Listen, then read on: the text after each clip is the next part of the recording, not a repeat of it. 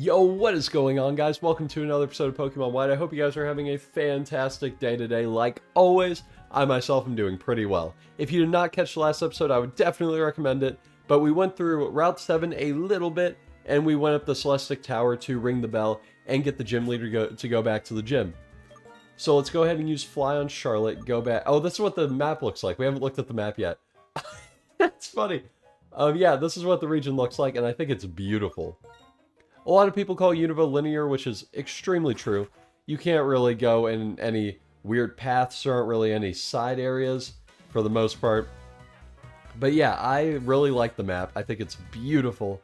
I like looking at it quite a bit. Yeah, we need to heal up our Pokemon first. And even though Crush is still kind of at a low level and it's not really that evolved, I do want to use it in the gym and maybe train it up on the trainers. That would be nice. We do have a lot of Hyper Potions though, so we can kind of just go in there and not really worry about that. But yeah, 6th gym is going to be this episode. That's insane to think about. If I remember correctly, there's actually an item down here. Is there not? Maybe think about the sequel games. I don't know why the sequel games are... Oh, there's one right here. Here we go. And we get TM Skydrop. This move is freaking useless. It is used to cause a glitch in... maybe this generation, actually. I forget which one it is exactly. Anything back here? Nope. Anything over here? I forget. But anyways, the Skydrop glitch is really interesting. How it works is... you have a Pokemon in a double battle, you Skydrop, and there's a certain thing that happens, and you can keep them in the air indefinitely, and just have one Pokemon truck through an entire team. I forget exactly how it works, but yeah, it's pretty cool. But this is the gimmick for the gym. It's these little cannons, and I like them a lot. Of course, as a kid, they're a lot cooler. I mean, right now, I'm just like, whatever, let me get through this, but it is cool to change the perspective, which is something that Gen 5 likes to do a lot, and I like that quite a bit for that. And it's actually pretty cool because, in case you haven't seen a lot of what Gen 5 has to offer, with the sequel games, and the originals, of course, which we're playing, but especially with the sequels, you'll see that it has a lot of cutscenes that are 3D and are really cool, and are honestly really intensive for the DS, and I'm not really sure how they can do that exactly, but it's really cool watching them, because you're like, whoa, this is a DS, and at the time... okay, wait, let me do this example first. I don't know if you guys remember when Generation 7 Sun and Moon came out, and a lot of people said there's going to be a third version called Pokemon Stars on the Switch, which, at the time, I promise you, Jay can attest, with my high voice, I was always like, instead of doing a third game, they should do sequel games, just like Black and White. But I always said I didn't think it would be Sun and Moon 2. I thought it would be like something more with Necrozma, because that's always kind of what the sequel games are. You can kind of, you can count on that for the most part. But I remember telling him, I don't think it's going to be sequels, but I think it's going to be kind of a third game in 2 parts. And then I hit the nail on the head, it turns out. I wasn't really expecting the Ultra games in particular. I would kind of say that the mascots for the game would have been, I wasn't expecting a fusion, but I thought it would have been, I don't know, like not really a new Pokemon, maybe a form of Necrozma, which is weird to think about. But I remember thinking that specifically. I was like, yeah, I don't think there's going to be Pokemon Stars. I thought that was the least practical thing ever. And then I said above that was Gen 4 remakes, which I really didn't expect. I know a lot of people during Gen 7 were saying Pokemon Stars and then Gen 4 remakes, or Gen 4 remakes and Pokemon Stars, which would have been cool, obviously. In retrospect, doing Gen 4 remakes then may have been better because of how they turned out nowadays, but, you know, the past is the past. But what I was trying to say is, at the time, I remember hearing people say, which these were playground rumors, because I wasn't really big in YouTube back in, like, 2011, 2012. I got big into YouTube starting 2013, which is 10 years now. I've been an avid YouTube watcher for 10 whole years. It's insane to think about. But back in 2011, I remember hearing rumors like, oh, the next Pokemon game is going to be Pokemon Gray on the 3DS, because at the time, the 3DS was actually coming out the year that the Pokemon Black and White games were released. And then the sequel games, which were a complete left field move. at the time, there were no such thing as sequel games, and there were always a third sister version that came out. And it was really interesting to do. I think they made a good choice in retrospect, but at the time it was kind of weird. Especially making them on the DS. Which now I look at that as a super smart business decision. You know, you you make sure you get as many installs as possible. Which, let's say, okay, a lot of people are saying that the Switch 2 will come out next year. Which, I think that if they release it in 2024, it would kind of make sense, but I wouldn't be surprised if it was 2025 or something. That would be quite a while, though. But it's going to come out, I'd say, before 2026, definitely. Because 9 years for a console is ridiculous. Like, that's just absurd. But those are going to come out, and then the next Pokemon games, probably either what I've said, like Gen 2 remakes or a side game or something like that, will come out on the Switch, even if the Switch 2 is out, because backwards compatibility will be a thing, I can almost guarantee. And I can't wait to see what those are. But I think they're going to do a similar thing, because Ultra Sun, Ultra Moon came out the year that the Switch was out, which was always kind of weird for a lot of people, but I enjoyed it at the time, because if you don't know, I didn't get a Switch right when it came out, and I kind of didn't like the Switch at first. It was weird, because 2017 was kind of my grr, I don't like Nintendo type of year, and I just played Pokemon on my DS, and that was basically it. Didn't really care about much else. But I remember thinking, like, man, I'm glad this is on the 3DS, because I didn't want to buy a Switch just for new Pokemon games. Which, of course, would I have bought them for Ultra Sun and Ultra Moon? Probably. But that would have been sucky. Just because those games were kind of not what everyone was expecting, for sure. But I think it did kind of make a lot of the Sun and Moon stuff a little bit antiquated. Like, for example, Ultra Space, for sure, which was just one hallway. I always thought that was kind of weird, even as a kid. And Black and White kind of didn't have that a lot with Black 2, White 2. Of course, Kyurem is the big thing that they wanted to flesh out, because if you don't know, in these games, when you get Kyurem, it is kind of just a little cave at the end of a dungeon, and you just can catch him, and that's basically it. Which is always kind of weird. But at least it wasn't anything too egregious. And so in Black 2, White 2, there was a lot more stuff, but of course there wasn't anything they needed to do, per se, in my opinion. So that was always nice. Hopefully we can kill this Unpheasant already. It keeps flinching us, using Detect. It's annoying. Also, I think this is the... Actually, no, I think... I was going to say this is the generation I think Detect was introduced, and I don't think it was, actually. It may have been Gen 4 or Gen 3, which is a really interesting move. It's kind of... It may be Gen 5, I forget. But it's a cool move because... oh, yeah. Crush is evolving. It's a cool move because if you use Imprison on Protect, that'll block Protect, but if you use the Detect, it won't be blocked, so that's cool.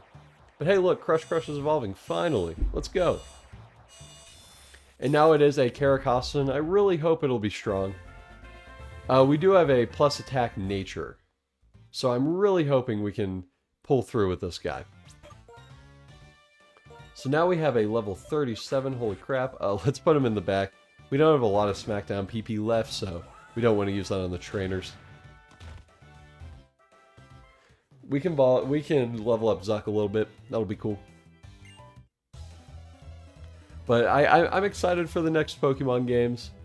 I always am excited. Oh, this is weird. Okay, I'm a big nostalgia guy. And a lot of times I feel like I'm more excited for the remakes or the sequel games than I am for the new generation, which is weird to say. But the more I think about it, like, I was more excited for Brilliant Diamond Shining Pearl than Sword and Shield by far. I think I was more excited for Oras than I was for XY. And I think Ultra Sun and Moon piqued my interest more than Sun and Moon, which is so weird to think about. I think for the most part, Pokemon Team B, which if you don't know, Team A is the one who makes the main games, and Team B is the one who normally makes the side games and stuff like that, so you can think Legends Arceus, Ultra Sun, Ultra Moon, what was going to be Pokemon Z before it was canceled, Oras. All of those were made by Team B, and I think they do a great job. I enjoy their games quite a bit. I think a lot of the main games nowadays just have a lot of flaws. which is sad because BDSP had a lot of flaws too, but I don't know. This part of the... Okay, now we can stop ranting. This part of the gym is cool though, because you kind of just go through a little loop-de-loop with the cannons, and now we are up to the gym leader. So now let's battle. Gym leader Skyla, let's do it. Always a cool design, I think. The red hair really makes it. And she's posed so weird. Okay, Swoobat to start. That's interesting. Yeah, this gym should not give us any trouble at all, so let's go ahead and get through it. Amnesia, okay. Wrong side of the spectrum, but nice try. We are rock sliding you, and you're gonna die. Sweet. And Swanna. Okay, Swanna may be scary. It may have, like, Bubble Beam. That's not that good of a move, but it will do a lot of damage. Oh, wow. Yeah, our special defense is nothing. Not that good. Okay, so she is going to use a potion. So I think I actually want to get Caracosta out, because that'll be fun. Let's get Crush Crush out here. Let's have some fun. Now we can see his back sprite, which is cool. Look at that. Insane. So let's see how much Smackdown will do. I really don't know if it'll do more than Excadrill's Rock Slide. I don't really think it will. Because, I don't know. Caracosta just, in general, is a weaker Pokemon than Excadrill. Yeah, that's okay, though. It's not really what we're going for. We're kind of just going for cool Pokemon that work well together, so I'll take it. Lower our speed more than it already is. That's insane. Can't believe it.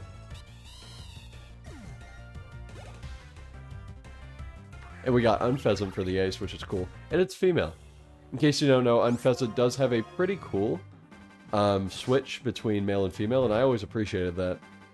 Of course, the male one looks better, no offense, but it's just one of those things that you gotta watch out for. If you have a female Pidove, it may not look that beautiful when it's evolved.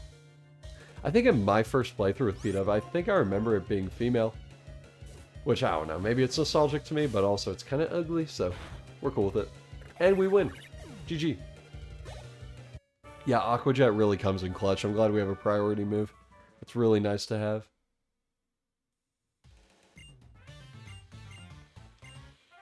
And look at that. We have the whatever badge. What's this one called again? Like the Jet badge, maybe? And maybe another generation, I forget. Jet badge, there it is. Okay. I knew it. And Acrobatics is actually a really, really, really good move. If you don't have an item, its base power is 111, which is crazy. And technically, okay, here's a fun fact. Technically, if you were to have a Pokemon with Acrobatics and Technician, it would be boosted by Technician. So basically, your move would be doing probably 170-ish damage, which is insane. Especially if it's Stab. That would be a crazy Pokemon. That may actually be a good Hackmon. Like huge, maybe Adaptability, Acrobatics, Flying type. That would be sick. But right now, En's talking about the Light and Dark Stone, which is insane because we are kind of getting to the legendary point of the game. Oh, and fun fact, we don't get our legendaries till after the Elite Four, which is kind of weird, but I'm cool with it. It is pretty climactic, you guys will find out. It's always a fun part. Let's heal up first. And then we can make our way to the next part of the game, which I am really excited for. It should be a pretty fun time. Gee, oh my gosh, 3/4 of the way done with the gym already. That's crazy. 2 more gym leaders left. That's cool. So now let's bike up and let's go up to Route 7. Yeah, we're going to take a slightly different path than what we had before. We're going to go east this time rather than north. And this house is cool. If you... oh wait, here it is. Is this where it happens? It may be a post-game thing. I forget. Yeah, it is post game. Okay, I thought the cutscene was there, but I guess not. I don't know. And Charlotte actually needs some levels. So let's put her in front. Let's go. Oh my gosh. Wait. Okay, literally, like the last few episodes, I remember one time I thought there's a gym battle, or there's a rival battle here. Because I remember this one specifically because you get a really cool item. And I forgot, like an idiot. But yeah, this is the part of the game where Charon and Bianca will have pretty evolved Pokemon, if not fully evolved, all of them. So we got to keep that in mind. They get pretty strong. Of course, they're never like what I would say scary or anything, but they are pretty strong compared to normal, so we got to keep that in mind. And we still have the Lucky Egg on, so let's see how much... Wow, that's a... Holy crap. That's a ridiculous amount of XP. Yeah, now may be the time where we're going to box the Lucky Egg. We'll see. Yeah, Fake Out's just annoying. I don't know why they gave Liepard that. It's so weird. Like, we don't need to do that every turn. Do you not know that? Man. A cool item to have during the game, though. Let's switch out to Zuck.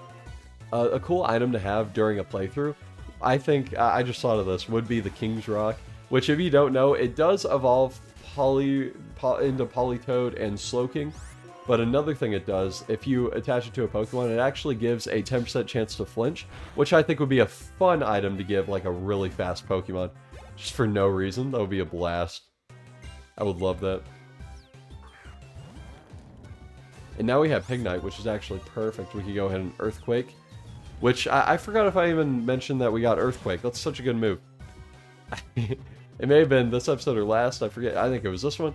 But, yeah, I may have been on my rant, I don't know. And now we got Simisage, which is kind of scary to us. But we are Steel-type now, so... Grass actually is neutral, which is really cool. But now, of course, we are weak to ground and fighting and fire, which sucks. So, I would rather it be a ground steel type than a ground type, but for the bad move that we have, that's Stab, we do have a lot more resistances, obviously, but at the same time, we are going to be taking a lot more super effective damage. Whoa, that was strong. I know what Leer does, but I didn't think it was that much, jeez. Oh, whatever. Nuzlocke, no! How funny would that be? Yeah, I hate Nuzlocks. I've just come to the conclusion they are not fun for me. Especially playing by myself where I have nothing to prove. Recording one may be fun, but also it's like, I'd rather just die a million times. That's all I need. And hey, look, it's Alder. And yeah, he's going to be like, you're a good trainer and stuff. It's really cool.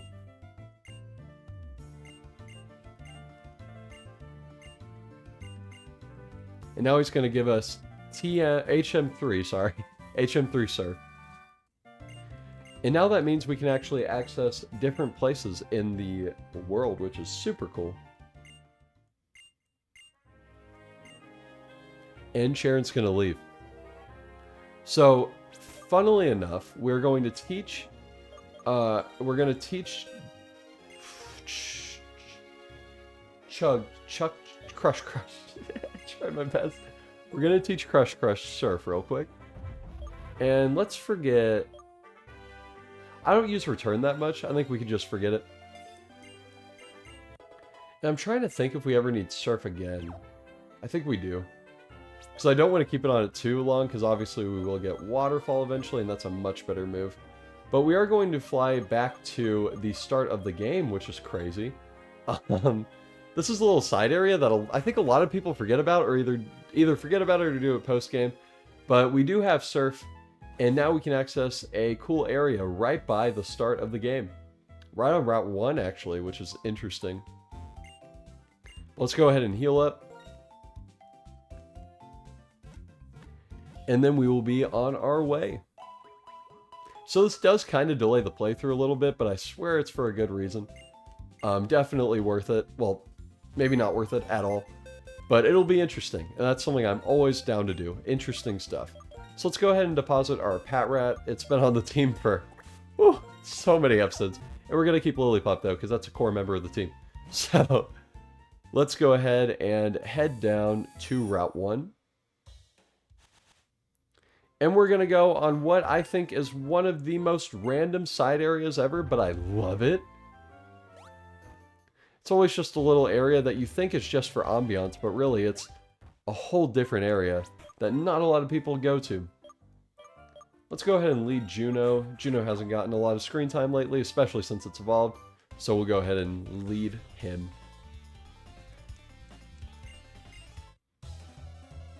And so this area is really cool. Something I think about it is there's a lot of trainers here, which are really nice to level on. They're not super low leveled. Like, look, 35, that's insane. That's pretty high. So we'll be getting a ton of XP, and at the same time, we will be finding some cool encounters. I don't remember if there's anything here that is necessarily hidden from other places. Wow, that's a lot of damage. Oh my gosh. But, yeah, we will be finding a lot of cool things here, so that's all we want. And I'm not going to give any spoilers, but there may be a certain Pokemon here that I want, so let's do it. Hopefully it won't be too big of a detour. I was kind of thinking about it. I was like, this is a pretty big place. Flame Burst. Okay, good. Surf. Okay, even though we are a physical attacker, Surf does do heaps. So that's a good thing that Surf is probably the one HM that I think everyone can agree is a pretty useful one to teach to your Pokemon, not only for traversal, but for damage, which is probably why they kept it as a TM for so long. If I'm correct, though, I think Gen 9 doesn't have Surf as a TM. Pretty sure Gen 8 doesn't either. I know Let's Go does. But yeah, it's weird. I don't know.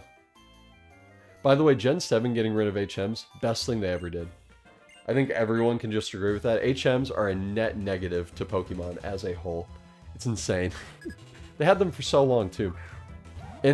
Well, Gen 6 doesn't use them egregiously. Gen 4 does.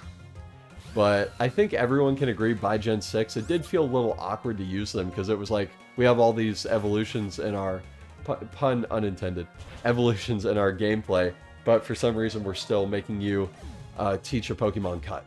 So it's like, I don't know. It's always a weird situation.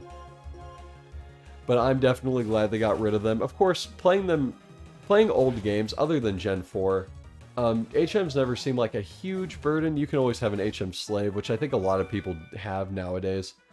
I remember back in the day, I definitely taught my Pokemon strength. I think I taught a random Pokemon cut pretty early on in my Pokemon days. I learned that strategy. But yeah, strength, fly, surf, I was using all of those non-stop. For some reason. Also, just with tons of other types of routes that we find, this will be an area where I won't try and fight every trainer. In fact, I'll probably skip most of them. If we do post-game stuff, though, we will be returning to this place, but I think we're okay to fight trainers later. Because obviously I would like to level up our playthrough teams quite a bit. Oh, Q-Charm sucks. Okay. I would like to... Insing? That's insane. But keeping trainers for the post-game is always nice, just so you can obviously use them later. So, that's always cool. Gee, I didn't know Chinchino could be annoying. And Tail Slap sucks. This animation takes forever. Come on.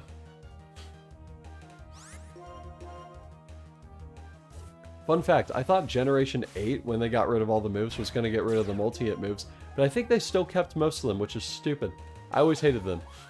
Like, of course, some Pokemon have some cool tech, but they're far and few between. Like, Skill Link comes to mind, obviously. Technician. But, I mean, come on. Come on. What are we doing here? Oh, let's switch out. That's scary. Yeah, it's weird, because later in the game, it feels like you can't just tackle a lot of things, because most Pokemon just have coverage for days. So that's really cool. But it does make the game more fun, but it is a little bit annoying when your Pokemon keep getting damaged. So, just stuff to keep in mind. And now that we have Earthquake, which is probably going to be the strongest move we'll have on any Pokemon for quite a while, I can guarantee that. Zuck is a machine now. So we definitely have our front runner for damage, which is sad because it seems like Juno's evolved, but its damage isn't really that much higher. It's weird, I don't know. Let's heal though. Excuse me. Jeez. I should not drink a Diet Coke before I record. That's a bad idea, I've learned. Let's heal Zuck real quick. And let's use a Hyper Potion. And we'll use an Awakening as well on Juno. A change that I don't hear a lot of people talk about is the fact that in Gen 7 and above, potions do like... They do different types of healing, which was always weird to me. I remember Super does 50, Hyper does 200, and honestly, I use Hyper Potions in the Elite Four, because your Pokemon will not have that high of HP where you'll need a full restore. I'll use Hyper Potions and full heals, that's mainly what I'll use. But ever since they nerfed Hyper Potions, it's just so weird, I don't know. Hey look, we're at Route 17. Really cool route, for sure. Oh, fun fact, this is actually the place where you can find the highest numbered routes, which is really cool. The highest level wild Pokemon you can get is on Route 16, and this is Route 17, so that's always cool. I do think it's kind of weird, though, whenever you're looking at a list of routes, then the Pokemon levels go from 60 to 30, so I don't know. But I guess it's a cool little thing they did. And like I keep saying, it's an optional area, so go at your leisure. I definitely don't hit this place during the main story when I'm playing this game normally, though. I never do that.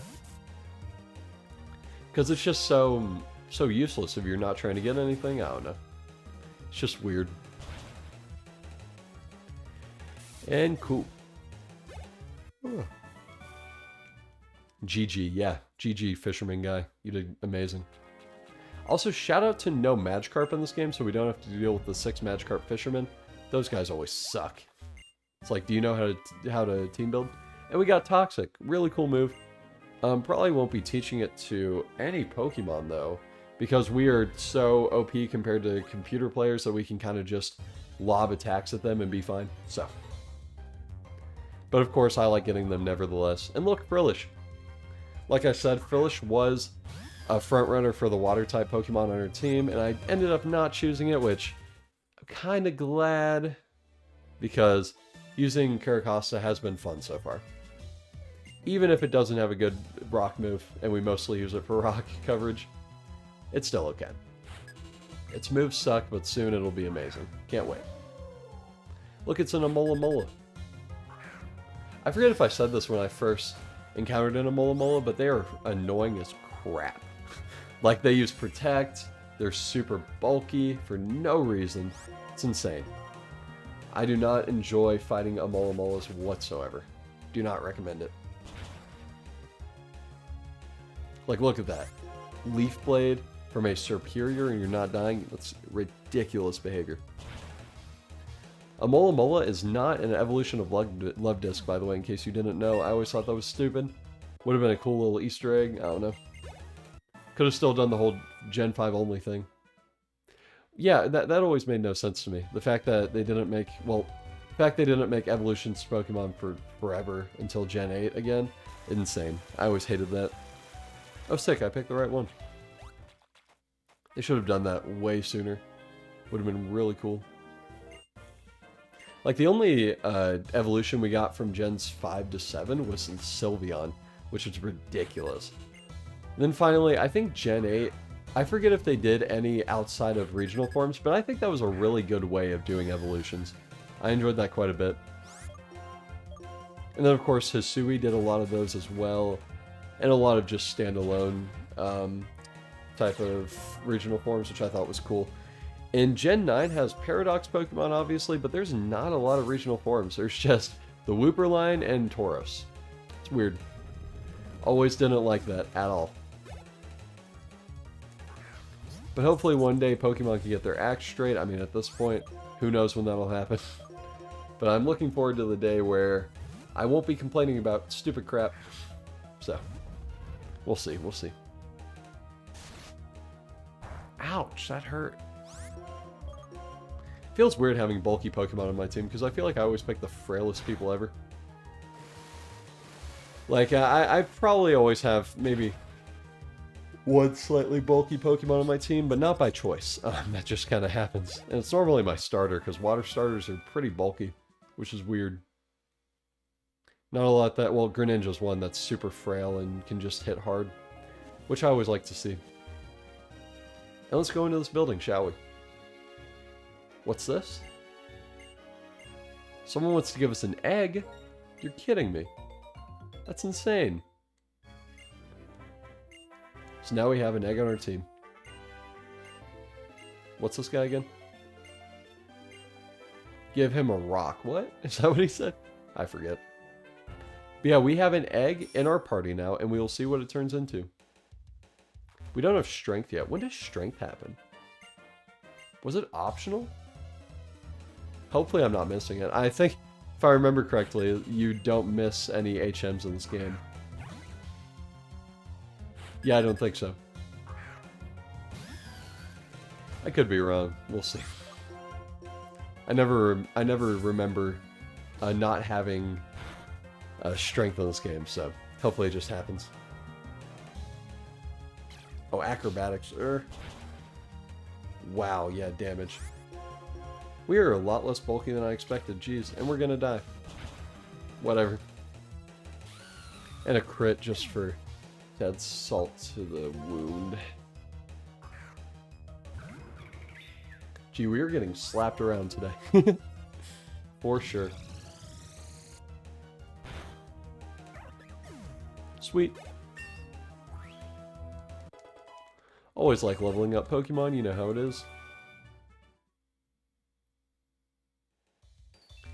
And let's go down here. Anything cool? There's an item there. I think this is a TM, so I want to get it. I will repel up. This is probably taking longer than it would if I just didn't repel, but we'll do it. Missing out on the shiny here. So sad. And we got Waterfall. Hey, Waterfall's here. What? I do not remember that. Never mind, there are skippable HMs. Holy crap. Then I think Dive is post-game, if I remember correctly. That's weird.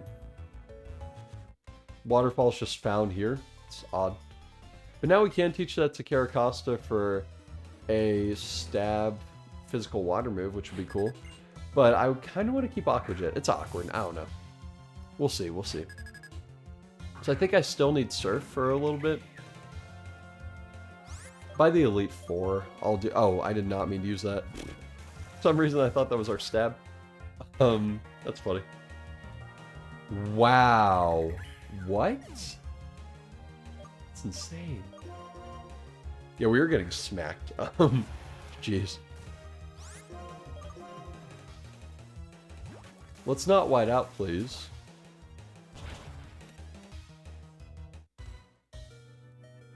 Not even a crit? This guy has to have adaptability or some crap. And that doesn't kill? Are you kidding me? That's insane to me. That's insane. We suck. Okay, Aqua Jet, good. That's what I thought they were doing. And we won't die from one, so yeah. They're not going to use it. They're too scared. Cool. Gee, that Basculin's strong. Holy crap. Semi-Sage. The only way we can beat this is by healing up our Zuck. So let's do that. Sick. And we'll just switch. We don't really want to lose Crush Crush if we can avoid it. Not my favorite thing to do.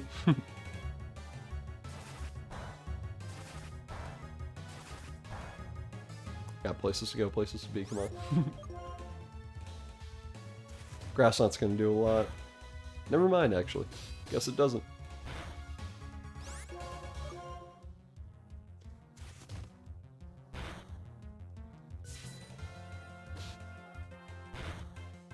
And boom, there we go. Yeah, like I said, Return is a move I would always... Another Pokemon? Please outspeed, please outspeed. I'm minus Speed nature. That's sad.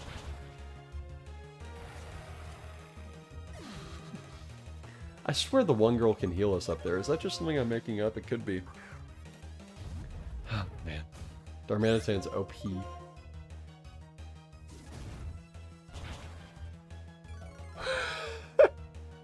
That's ridiculous. It's insane. Lollipop, go get him. Please tell me I have a revive. Thank God. That would have sucked. Now it's going to use Hammer Arm, hopefully. No Flare Blitz? Okay. Hopefully we'll outspeed, but if not, I really deserve this L. So... Gee, this trainer sucks. -1 speed is pretty substantial. We should outspeed. There we go. Okay, good. Cool, cool, cool.